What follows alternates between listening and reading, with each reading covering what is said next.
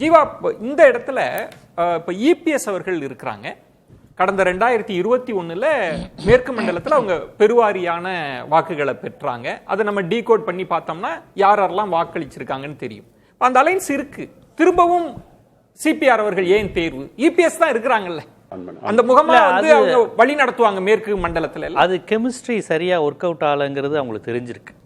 மேற்கு மண்டலத்திலேயே இப்போ வந்து இந்த பாஜக அதிமுக கடந்த சட்டமன்ற தேர்தலில் அந்த இருந்த அண்ணாமலை இங்கே தலைவர் அங்கே இபிஎஸ்ங்கிறப்ப கிடைச்ச விஷயம் வந்து இப்போ அந்த அளவுக்கு மேற்கு மண்டலத்திலேயே கிடைக்குமா அப்படிங்கிற ஒரு சந்தேகம் வந்திருக்கு.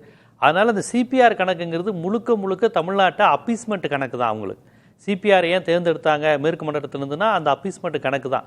நாங்கள் ஒரு தமிழரை தேர்ந்தெடுத்திருக்கோம் பாருங்க, ஒரு திருப்பூர்காரர் ஒரு கோயம்புத்தூர்காரர் தேர்ந்தெடுத்திருக்கோங்கிற அந்த அப்பீஸ்மெண்ட் கணக்கு. ஒருவேளை பாஜகக்குள்ள அண்ணாமலை எடுத்துட்டாங்களே அப்படின்ற அந்த அதிருப்தியாளர்களை மகிழ்ச்சி அதை ஈடுகட்டவும் இருக்கலாம். பாருங்க மேற்கு மண்டலத்திலிருந்து பாஜக என்னென்ன பண்ணிருக்கு. ஏன்னா தலைவராக நயினார் நாகேந்திரன் வந்துட்டார்.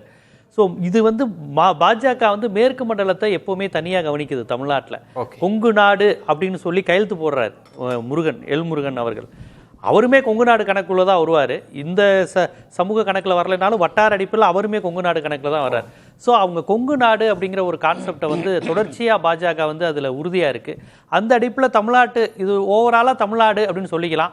இன்னொரு பக்கம் நாங்கள் மேற்கு மண்டலத்தில் எவ்வளோ கவனம் செலுத்துகிறோம் பாருங்க அப்படிங்கிற அந்த என்ன பலன் தரும் ஜீவா? இப்ப மேற்கு மண்டலம் நீங்க சொல்ற மாதிரி திரு எல் முருகன் திரு அண்ணாமலை அவர்கள் இப்ப சிபிஆர் அவர்கள்னா மேற்கு மண்டலத்தை குறி வச்சு இப்படி சொல்ல என்ன எதற்காக? அப்படி வெறும் வாக்கு வங்கி கணக்கு, வாக்கு வங்கி கணக்கை தவிர்த்து வேற எந்த கணக்கு இருக்க முடியும் இதுல? வேற என்ன அரசியல் இருக்கு இதுல? இது முழுக்க முழுக்க தமிழ்நாட்டை குறி வச்சு ஒரு தேர்தல் அரசியல் கணக்கு தான். தமிழ்நாட்டில் அடுத்து வரப்போறது பீகார், மேற்கு வங்கம், தமிழ்நாடுன்னு நினைக்கிறேன்.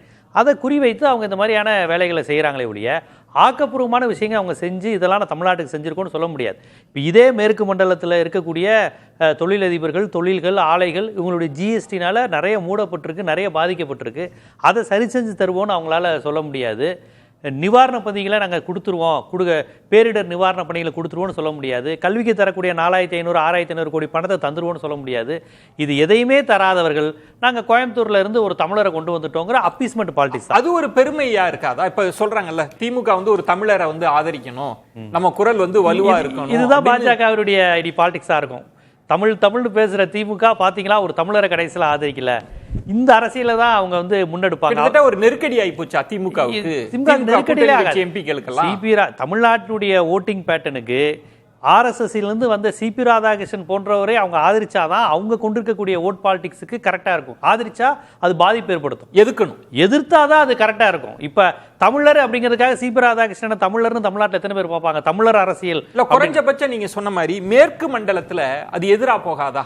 நம்ம பகுதியில் இருந்து ஒரு உயரிய பதவிக்கு கொண்டு வந்தாங்கப்பா, இவங்க யாரும் வந்து ஆதரிக்கல அப்படின்னு அது இவங்களுக்கு எதிரா போகாதா? ஏன்னா சமீபத்தில் முதலமைச்சர் சொல்றார் இங்கிருந்து எங்க வெற்றி தொடங்கும், இங்கிருந்து இபிஎஸ் தோல்வி தொடங்கும் மேற்கு மண்டலத்தை குறி வச்சு சொன்னாங்கல்ல. குறைஞ்சபட்சம் அங்க அதிர்வுகளை ஏற்படுத்தாதா? இல்ல அப்படி ஒரு அதிர்வுகளை ஏற்படுத்துறாங்கன்னா நான் தெரியாம கேட்கிறேன். செந்தில் பாலாஜி அந்த மண்ணை சேர்ந்தவர் தான், மேற்கு மண்டலத்தை சேர்ந்தவர் தான். இவங்க எந்தெந்த சமூகத்தை குறி வைக்கிறாங்களோ அதே சமூகத்தை சேர்ந்தவர் தான் செந்தில் பாலாஜி. அவரை பிடிச்சி ஜெயில போட்டு எப்படியாவது பிஜேபியில் சேர்ந்து இவங்க டார்ச்சர் பண்ணாங்களே. இப்போ அவர் செந்தில் பாலாஜி உறுதியாக திமுக 35 தொகுதியில் அவருக்கு ஒதுக்கி இருக்கிறாங்க.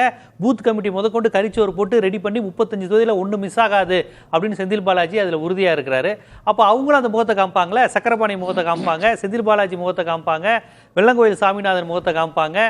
அவங்க சைடும் ஆள் இருக்குல்ல. இல்ல செந்தில் பாலாஜி அவர்களை கொண்டு வர முடியுமா? நாளைக்கு கேட்பாங்கல்ல, குற்றச்சாட்டு சொன்னதே திமுக தானேங்க அப்படின்னு சொல்லி அரசியல் எல்லாம் நம்ம தமிழ்நாட்டு மக்கள் கடந்துருவாங்க. அதெல்லாம் கடந்துதான் அதிமுக ஆட்சியில போடப்பட்டது, அவர் திருப்பி திமுகவுக்கு வந்தது. அப்படி பார்த்தா செல்வ கணபதி, நீங்க எத்தனை பேர் அந்த மாதிரி கணக்கில் எடுப்பீங்க? அதிமுக ஆட்சியில் சொன்னவங்க குறை சொன்னவங்களே மாறி இருக்காங்கன்னா அந்த மாதிரிலாம் வந்துருச்சு. இன்னொன்று தமிழ்நாட்டு மக்களுக்கு வந்து ஏதோ பெரிய வரலாறு, அரசியல், இந்த நுட்பம், இந்த பவர் பாலிடிக்ஸ், இங்க இருந்து கட்சி மாறுறது, இதெல்லாம் தமிழ்நாட்டு மக்களுக்கு புதுசு கிடையாது. புதுசா வந்து இவர் இங்க இருந்து இங்க வந்தவர் அப்படின்னு நீங்க எத்தனை அதிமுக காரங்க திமுக இருக்காங்க தெரியுமா? மக்கள் அப்படியா அப்படிலாம் கேட்கக்கூடியவங்க கிடையாது. அதெல்லாம் போட்டு தொடர்ச்சியாக வெற்றி பெற வச்சுக்கிட்டு தானே இருக்கிறாங்க. இதையெல்லாம் பார்த்து வந்து மக்கள் அதிர்ச்சி அடைய மாட்டாங்க.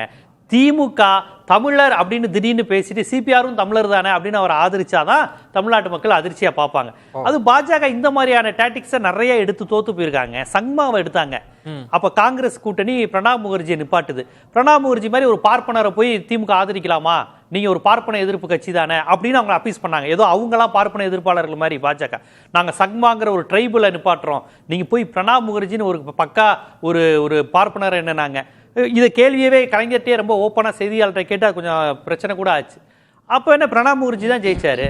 இத்தனையும் பிரணாப் முகர்ஜி அப்போ ஈழ பிரச்சனையில் தமிழர்களுக்கு எதிராலாம் செயல்பட்டு பெரிய விமர்சனம் இருந்த சமயத்தில் கூட திமுக வந்து ட்ரைபல் ஒரு பழங்குடியினருக்கா சக்மாவை ஆதரிக்கலையே. அப்துல் கலாம் அவர்கள் மறுமுறை பெரிய நெருக்கடி இருந்தது, பெரிய நெருக்கடி.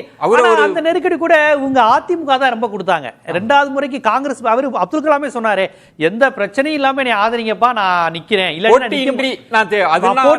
தேர்ந்தெடுப்பேன். ஏன்னா முதல் முறை அவர் நிக்கும் போது அப்துல் கலாம வந்து பாஜக பண்ணும்போது சோனியா காந்திக்கே அதுக்கு முன்னாடி அலெக்சாண்டரை பேசினாங்க. அலெக்சாண்டர் தமிழ்நாட்டில் ஆளுநரா இருந்தார்ல எம்ஜிஆர், அவர் ஒரு கிறிஸ்தவர், நாடறிந்த கிறிஸ்தவர். சோனியா காந்தி வந்து கிறிஸ்தவ முகங்கனால இதை ஒரு மாதிரி அப்பீஸ் பண்ணி நம்ம ஈடு கட்டிடலாம்னு அலெக்சாண்டர்லாம் கொண்டு வந்தாங்க. சோனியா காந்தியும் ஆதரிப்பாங்கன்னு எதிர்பார்த்தாங்க. அப்புறம் இந்த குஜராத் கலவரம் இந்த மாதிரி விஷயங்கள்லாம் வரும்போது அதை ஈடுகட்டுறதுக்கு ஒரு முஸ்லீம்ங்கிற அடிப்படையில் அப்துல் கலாமை கொண்டு வந்தாங்க. இப்ப நீங்க சொல்றது வந்து இது ஒரு அப்பீஸ்மென்ட் பாலிடிக்ஸ், பெருசா அங்க ஒண்ணும் கை கொடுக்காது. ஆனா இது அப்பீஸ்மென்ட் பாலிடிக்ஸ் தான். அப்துல் கலாமும் அப்பீஸ்மென்ட் பாலிடிக்ஸ் தான், சங்மாவும் அப்பீஸ்மென்ட் பாலிடிக்ஸ் தான். இவங்க எப்பெல்லாம் தமிழர், முஸ்லீம், தலித், பழங்குடியினர் எடுக்கிறாங்களோ அது உண்மையிலே ஆரோக்கியமான அரசியலோ அந்த மக்கள் மீதான அக்கறை கிடையாது. முழுக்க அப்பீஸ்மென்ட் பாலிடிக்ஸ் தான். நீங்க சொன்னாப்ல முற்போக்கு கட்சிகள், திராவிட கட்சிகள், இடதுசாரிகளை நெருக்கடி கொடுப்பதற்காக இந்த மாதிரியான அரசியல் செய்வாங்க. ரவீந்திரன் துரைசாமி, இதுல ஒரு நுணுக்கமான ஒரு பார்வை இருக்கு. இப்ப உங்களை போன்றோர் வைக்கிற விமர்சனம்ன்றது அது சரியா தவறான்றதுக்குள்ள இல்ல. அதிமுக மீதே அண்ணாமலையே சொன்னார், அது இரு சமூக கட்சியா மாறி போச்சு அப்படின்லாம் சொல்லுகிற போது இபிஎஸ் அவர்கள் இருக்கிறாங்க. இது விமர்சன பூர்வமா அண்ணாமலை வச்சதை வச்சு நம்ம கேட்கிறது. மீண்டும் ஒரு குறிப்பிட்ட சமூகத்தினருக்கே முக்கியத்துவம் கொடுக்கிறப்போ மேற்கு மண்டலத்தில் இதர பிற சமூகங்கள் இருக்குல்ல, அது எப்படி யோசிப்பாங்க? வாக்கு வங்கி அது பாஜகவுக்கோ அதிமுகவுக்கோ எப்படி பலன் கொடுக்கும்? இதுக்குள்ள இருக்கிற மைக்ரோ அளவுல இருக்கிற நுணுக்கத்தை கேட்கிறேன் ரவீந்திரன் துரைசாமி. இது வாக்கு வங்கின்னு நம்ம பேசினா இதை பேசாம தவிர்க்க. அதாவது அண்ணாமலை சொன்னது கண்டிப்பா நான் பேசுறேன். அண்ணாமலை சொன்னது ஜெயலலிதா அம்மையார் ஊரடி இருக்கும்போது அவங்க காஸ்ட் நியூட்ரலா இருந்தாங்க. அந்த கட்சியோட பலம் 40% இருந்தது. அப்போ 40% அந்த கட்சியின் பலம் இருக்குது. காரணம், அனைத்து சமூகங்களுக்கும் பொதுவான ஒரு தலைவராக ஜெயலலிதா கருதப்பட்டார்கள். ஜெயலலிதா பேக்கிங் கம்யூனிட்டி பொலிட்டிக்ஸ் தான் பண்ணாரு. முக்குலத்தோர் ஆதரவு அரசியலும் வெள்ளாள கவுண்டர் ஆதரவு அரசியலும் தான் 2 பேக்கிங் கம்யூனிட்டியா தான் பண்ணாரு. அதே ஜெயலலிதா நாடார்களை சேர சோழ பாண்டியர் தென்னிந்தியாவை ஆண்ட அரச மனைவர் சொன்னாலும் இந்த சமூகத்தை சேர்ந்த தலைவர்கள் வந்து அதை ஏற்றுக்கொண்டு இருக்கக்கூடிய ஒரு ஆளுமையும் ஒரு ஆளுமை சக்தியும் திறனும் ஜெயலலிதா அம்மையாருக்கு இருந்தது.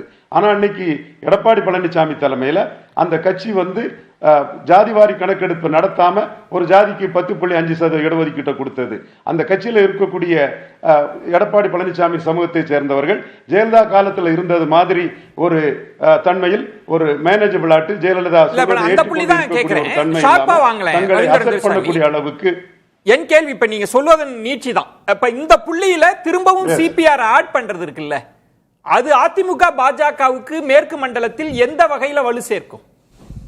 மத்த இதர சமூகங்கள் இருக்குல்ல, அது எப்படி? அதிமுக பாஜகவே சகோதரர் பிரியன் சொல்ற மாதிரி இன்னும் சீட் ஷேரிங் முடியலையே. சீட் ஷேரிங் முடியலன்னா தான் should be removed by தான், டைமண்ட் கட்ஸ் டைமண்ட்ங்கிறது மாதிரி அந்த அதிமுக வீழ்த்தினாதான் பாஜக வளர முடியும். அப்ப சீட்டு அதிகம் கேட்கறதுக்கும் ஒருவேளையில அவர் டிச் பண்ணிட்டு போயிட்டார்னால அவரை எதிர்கொள்வதற்கும் இந்த பேக்கிங் கம்யூனிட்டி பொலிட்டிக்ஸ் வந்து பாஜகவுக்கு உகந்ததுதான். பாஜக வந்து பேக்கிங் கம்யூனிட்டி பொலிட்டிக்ஸ வட இந்தியாவில் பண்றதும் வட இந்திய அரசியலை பார்த்துதான் திராவிட கட்சியான ஜெயலலிதாவே பேக்கிங் கம்யூனிட்டி பொலிட்டிக்ஸ தமிழ்நாட்டில் இன்ட்ரோடியூஸ் பண்ணாங்க.